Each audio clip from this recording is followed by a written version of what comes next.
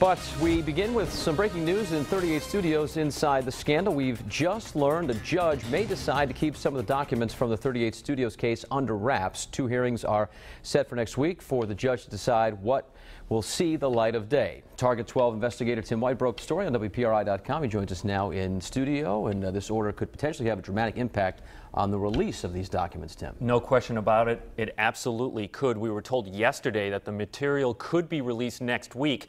Now, not only is that timeline in question, but some of what was previously ordered unsealed could be withheld. Late Tuesday, Superior Court Judge Michael Silverstein issued an order in the 38 Studios case, asking anyone who wants to keep materials sealed in the case to put in a request with the court Monday. The judge will then hold a hearing the next day before deciding what materials he will keep withheld. Late last month, Silverstein ordered all 38 Studios material filed in the case to be released to the public. A Providence court clerk told Target 12 on Tuesday those documents would likely be unsealed next week, but that was before the judge's order. A court official now says they could release a substantial amount of material in the 38 Studios case next week, except for items that have been asked to be sealed. Those items will remain under wraps until the judge makes a decision, according to the order. A court clerk tells Target 12 they are waiting for attorneys in the case to send them over depositions from key players in the case. If that is delayed because of the order, it may push the release timeline back. Henry Kinch, the clerk at Providence Superior Court, tells me that's because the judge has been emphatic, his word, about making sure the material is going to get released all at once. So, Patrick, they don't want to put this material out piecemeal. All right. Do we know why this order was issued?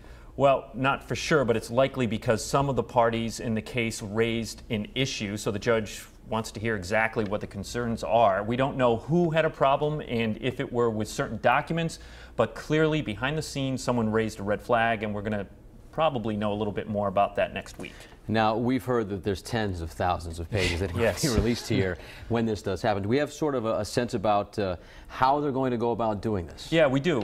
Just moments ago, I got off the phone with Kinch, and he told me they're leaning towards putting a link on the judiciary webpage for everyone to go and read the material. The judge wants to make sure it isn't just the media who gets the documentation, but everyone.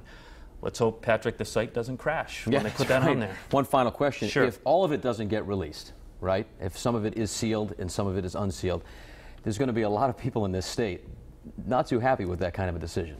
Couldn't agree with you more. This would just, I think, feed the skepticism right. that everyone has about this case if they feel like not everything is out on the table. All right, so we'll wait and see. Thank you very much, Tim. And as always, 38 Studios Inside the Scandal is just beginning. Our team of Target 12 investigators standing by, ready to comb through the court documents as soon as they're released. We'll be bringing you updates in the days leading up to that moment on the air and online at WPRI.com.